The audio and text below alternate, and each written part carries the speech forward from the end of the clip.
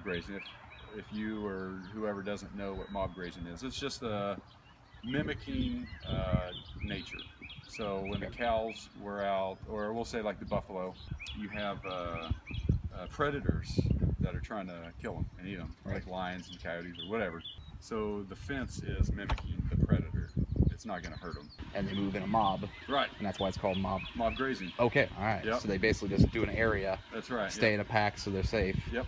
And then once that area is basically done with, they move on to the next area. Move on to the next. And they kind of do their own natural rotation of just moving around. That's right. Randomly. Yep. Okay. Yep. Okay. So we're imitating that here. Those are 4 cows right now, way back over Gotcha. there.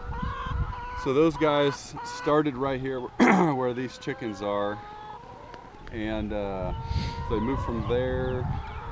Then they moved into here. There's a small little paddock here. I took down all the fences so you can't really see where it is, but it's stripped. Okay. And then I moved them the next day to another strip, and then to the other side of the greenhouse, to the fence, and that way. Gotcha. I had that for the other day, and now I put them in there.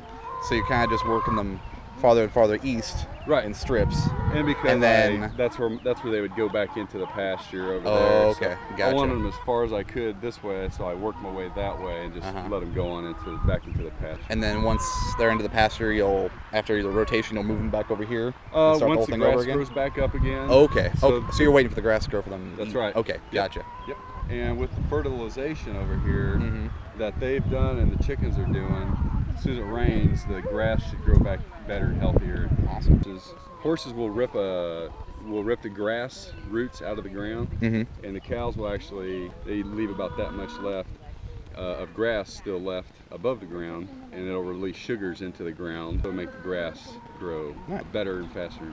Whereas cattle, if you move them on, they'll get to the right height where the grass will be unharmed. And that's right. Okay. Unless you leave them on you leave them too long, and then they're hungry, and then they're gonna nibble it down. They'll do whatever they gotta do. Yeah. Yeah. Right. Now you mentioned the finishing process. So you're kind of doing a natural form of that. How you doing that? We don't have finishing grass here. Right. So I've interviewed other farmers who grass finish, and checked out their land and confirmed that yes, they do have good grass to finish, which is like clover, alfalfa, the blue stem, the native grasses. So it's a whole different grass they gotta be growing. Cool. This is fescue, brome, whatever. I see. That's good protein grasses. That'll add the fat on. I see. And they're grazing the same way, mob grazing, rotational grazing, for about 3 months.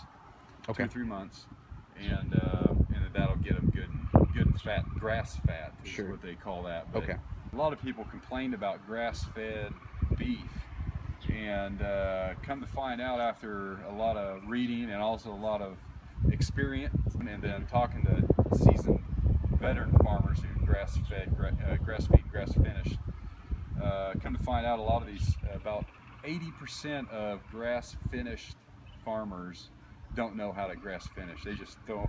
They don't know what they're doing. Really? They think this type of grass is grass finishing.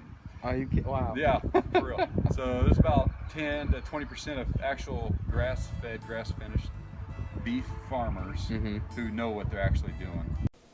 If you'd like to learn more about Greengrass Farms, check out greengrassfarms.com. Or you can see us on Twitter, Facebook, and YouTube.